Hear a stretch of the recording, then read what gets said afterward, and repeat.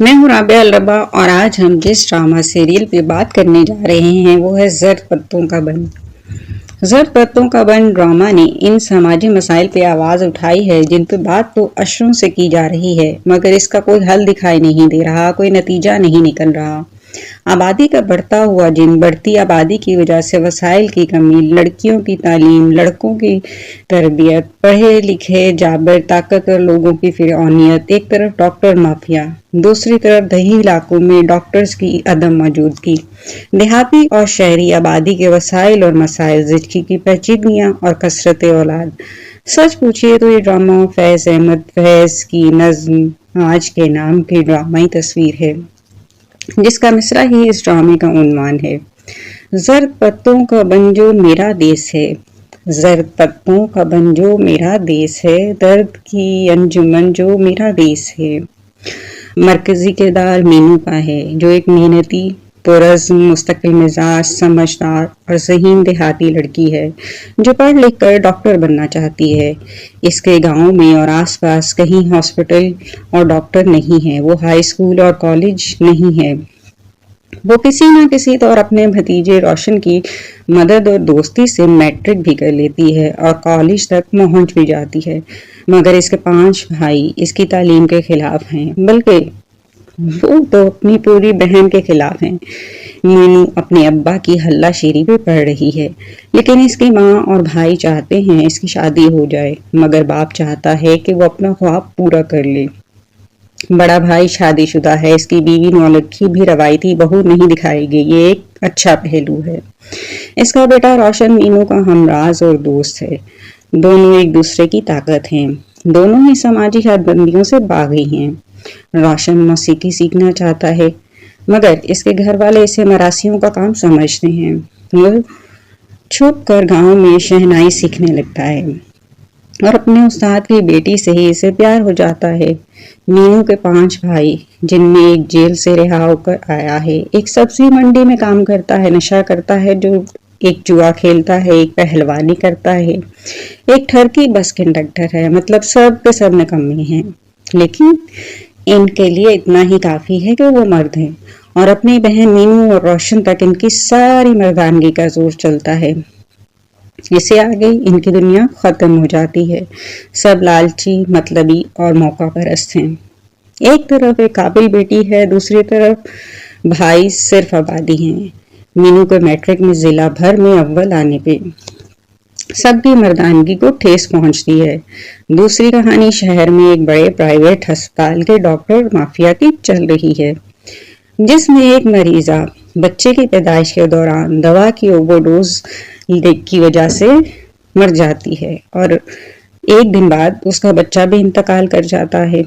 اس کا شوہر احتجاج کرتا ہے، ہسپتال پر دھاوا بول دیتا ہے، ہسپتال انتظامیہ اس کو گرفتار کروا دیتی ہے، مگر ڈاکٹر نوفل جب ہسپتال کا ریکارڈ نکلواتا ہے تو ہسپتال کے مالک ڈاکٹر کی بیگم سے ہی غلطی ہوئی ہوتی ہے۔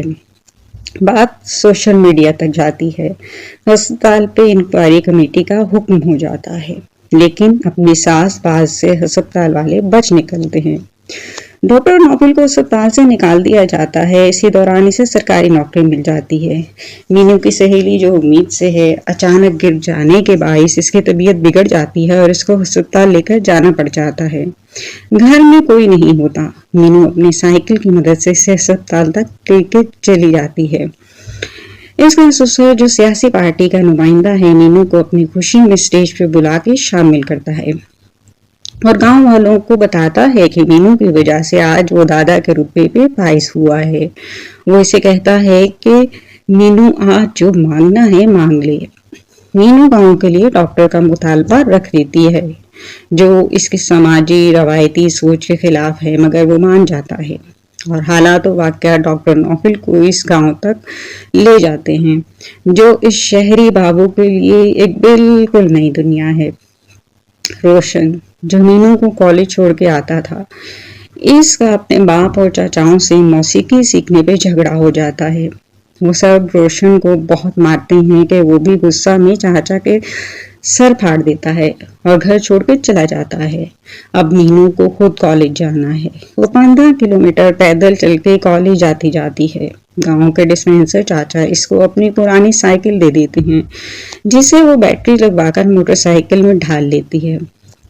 इसके भाइयों का ख्याल है कि कब तक पैदल चलेगी। रोशन तो चला गया है, अब इसको भी पढ़ाई छोड़नी ही पड़ेगी। गोया एक तीर से दो शिकार हो गए हैं। नाकाम इंसान दूसरों को कामयाब नहीं देख सकते। जब बात मर्द औरत की हो तो आदाद शुमार बताते हैं कि गैरत के नाम पर ज्यादातर कत्ल भाई ही करते हैं। बात यहाँ तक आ गई है कि इसके भाई अपनी बहन को कत्ल करने का सोचने लगते हैं। एक भाई चेयरमैन मलिक नादिर से कहता है कि इस बिल्ली यानी मीनू को मरवा दे।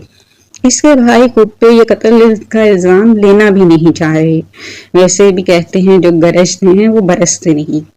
आज तक हमारा ख्याल है कि ज्यादा भाइयों की बहन बहुत लाडली होती है, लेकिन ड्रामा असल तस्वीर दिखा रहा है कि अगर ज्यादा भाइयों की बहन अपनी जिंदगी जीना चाहे तो इसको आम लड़की की निस्बत बहुत ज्यादा और बहुत मुख्तलिफ नौइयत के मसाइल का सामना होता है।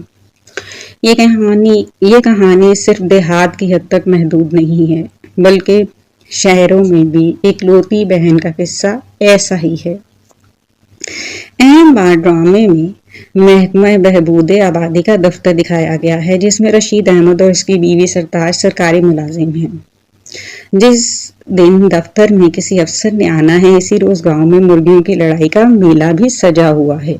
सिर्फ वो चंद बुजुर्ग इस मरकज में जमा हैं जिनका अब आबादी से कोई लेना देना ही नहीं है। उन्होंने जितने दर्जन भर अंडे देने थे वो दे चुके, वो बस चावल खाने आए हैं। लेकिन मस्जिद के मौलवी जी का किरदार हर जगह मस्बत रंग में दिखाया गया है। जहां जरूरत है मौलवी साहब को वहीं मौजूद दिखाया गया है, जो बता रहा है कि हमें इन अफराद के बाशऊर होने की जरूरत है। वो भी रवायती मौलवी का किरदार नहीं है। मीनू का रिश्ता आता है, पहले तो वो नहीं मानती कि इसे पढ़ना है, डॉक्टर बनना है, मगर फिर मान जाती है। मगर इसे अपने होने वाले शौहर से अलहदगी में बात करना होती है कि वो एक ही बच्चा पैदा करेगी, जिसमें वो वकील बन के आया, वकील का मुंशी इसको बदकिरदार कहकर चला जाता है। मेरा जिस्म मेरी मर्जी, ये नारा असल में यही है कि एक औरत खुद कितनी औलाद पैदा करना चाहती है। वो औलाद पैदा करने वाली मशीन नहीं बनना चाहती। वो बीमारियों का घर बनकर मरना नहीं चाहती, बल्कि बावकार जिंदगी जीना चाहती है। इसको शऊर है कि वसाइल कितने हैं और इसके मुताबिक औलाद कितनी होनी चाहिए। लेकिन कसरत औलाद मर्दानगी का मसला है या बेटे की तमन्ना। इस बोल्ड मौजू को इतने सलीके और सुलझाव से स्क्रिप्ट किया गया है कि दाद देना बनती है। एक बहुत मुश्किल स्क्रिप्ट है, जहां कदम फूंक कर रखना पड़ता है। मुस्तफा आफरीदी ड्रामे के मुसन्निफ हैं। डायरेक्टर सैफ हसन है। मुकालमा दिमाग के दर खोल देने वाला है। हमें इस तरह के ड्रामों की जरूरत है जिसमें रिश्ते भी सलामत रहें, रवायती बगावत भी ना हो, जिसे तन्हाई जन्म लेती है। मुआशरे का हर रंग हुस्न समझा जाए, शौर को किसी दूसरे समाज का लिबास न पहनाया जाए और असल मसाइल को इसके जोग्राफिया के अंदर रहकर हल करने की कोशिश की जाए। ये ड्रामा कशफ फाउंडेशन और मोमिना द रेड प्रोडक्शन की मुश्तरका पेशकश है। ड्रामे का जोग्राफिया पंजाब का है, बिलाशुबा आबादी भी पंजाब ही की सबसे ज्यादा है। इस ड्रामे को 4 चांद इसकी मौसीकी ने लगाए हैं। पंजाबी और उर्दू गीत, फोक गीत, माहिए, बोलियां, जदीद पंजाबी और उर्दू शायरी और गीत की जहाँ जहाँ जरूरत थी वहाँ वहाँ इसका इंतखाब बहुत ही उम्दगी से किया गया है। ड्रामा हम टीवी से नशर हो रहा है। मीनू का मरकजी किरदार सजल अली ने बहुत खूब निभाया है। सादगी के सारे हुस्न निखर कर फैले हुए हैं। देखते रहिए, अभी मीनू की मुश्किलात में बहुत इजाफा होना है। ये मीनू का नहीं, समाज की हर उस लड़की का किरदार है जो पढ़ना चाहती है और मुआशरा रंग बदल बदल कर इसकी कहानी, इसकी जिंदगी अजाब या मौत बना देता है। मगर इस समाजी जंग में कुछ फूलों पे बहार आ भी जाती है।